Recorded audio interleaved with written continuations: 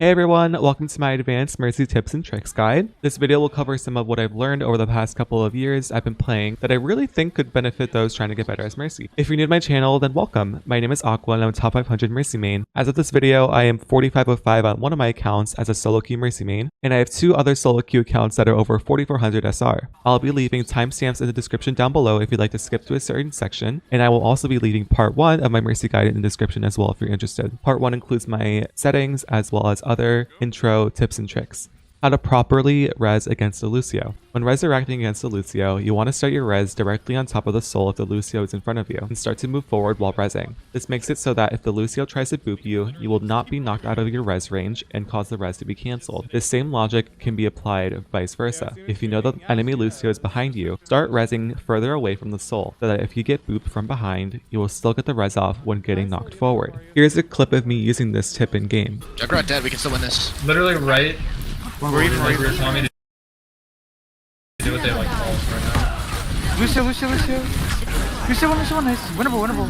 Because they're only even though. Baiting out abilities during Valk. One of my personal favorite things to do as Mercy is trying to bait out enemy abilities or ultimates while in Valk. A lot of Mercy players are tempted to immediately resurrect their teammates after they die during Valk. Instead, try to Guardian Angel to the soul back and forth and try to bait out ultimates or other abilities. If the enemy Roadhog uses their hook or Orisa uses pull, Monkey tries to dive, or the enemy hitscan uses their ultimate, you can bait out these abilities and wait until the end of the death timer in order to safely resurrect. Another mini tip outside of Valk is that I also encourage you to not be afraid to wait out the res timer if you need to heal your team before resing. A lot of people always go for the instant res when it's really unnecessary and their teammates die because of it. The following is a clip of where I waited out the res in order to heal my teammates and then safely res at the end of the timer. All week.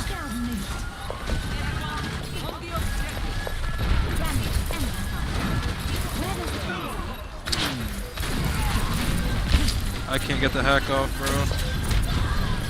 Step right up. Resing. Maybe. Good transit with the rod. All week. Kill these tanks. Right. I mean, ball hack one. How to res against a tracer during a team fight. This is more of a risky and hard to perfect tip, but it can be really useful if you get the timing down correctly, but it will not always work. If you are playing against a tracer and they're waiting for you to res, try to wait for them to run out of ammo and then immediately start to res after the last bullet, as it will not be able to shoot you while reloading and give you more time to stall during your res animation. I tend to only do this type of res if it's a last second attempt or if the person I'm resing has an important ult needed in that team fight. For example, a Zenyatta trans, a Zarya grab, or other important ults. Waiting out the timer to see if you can safely res is the best option, but if not, this is your second best bet. This can also be applied to other heroes. If you can see that the enemy is reloading, such as a McCree or a Widowmaker, starting the res right as they're reloading can help your odds of getting the res off, but again, this is super risky and will not always work. Timing your Guardian Angel. There are multiple heroes that have abilities that can cancel or slow down your Guardian Angel. But here are some examples on how you can work around them. When playing against a Wrecking Ball, save your Guardian Angel until right after they pile drive you, and then Guardian Angel to your safest target. If the Wrecking Ball pile drives you during your GA, your speed and momentum during the animation will be slowed. The same logic can also be applied to abilities such as Orisa Pull. If you are using Guardian Angel when an Orisa pulls you, it will cancel GA and you are stuck with almost no options from ability. Waiting until after these abilities are executed to Guardian Angel after will give you a higher chance of escaping and therefore surviving. Using enemy audio cues as a way to time Guardian Angel. When playing against a Doomfist, it's important to correctly time your Guardian Angel against his abilities. More specifically, if you are in a fight and you hear the enemy Doomfist punch charging audio cue, wait until you hear it charge fully and then GA away to avoid getting picked off. This also applies to Sombra. If a Sombra is invisible and looking to set off her EMP, while she's decloaking from being invisible, you will hear the voice line, "Looking for me?"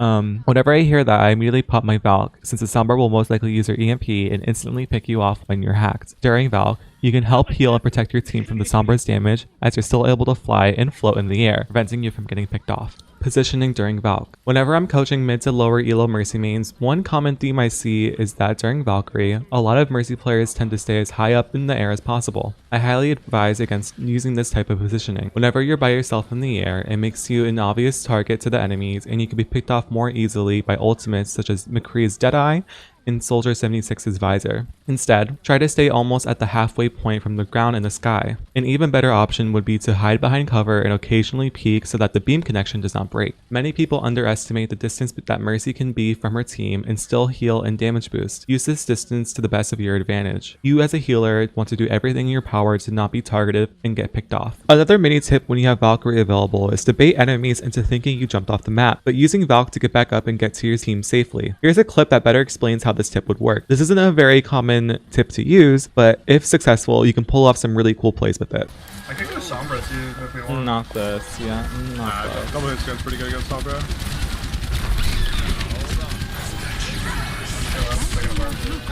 He's one. Nice.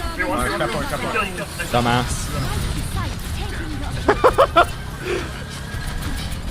You can also use Valkyrie to stall the point or the payload, but the most important part is to make sure you're always moving up and down as much as possible, as floating in one place will make you an easy target. The next clip is an example of me using Valk to stall the payload so my teammates can respawn and regroup before the enemy team pushes the payload to the final point. Good luck with their lab assignments. Dude, this is about Mistake Nature. I don't do that shit. Fuck that. Okay, that's kind of. I tried to heal you. I didn't call anything or do anything. I definitely did not almost. It's okay, it's okay. I'm off the map. Coming out on possession.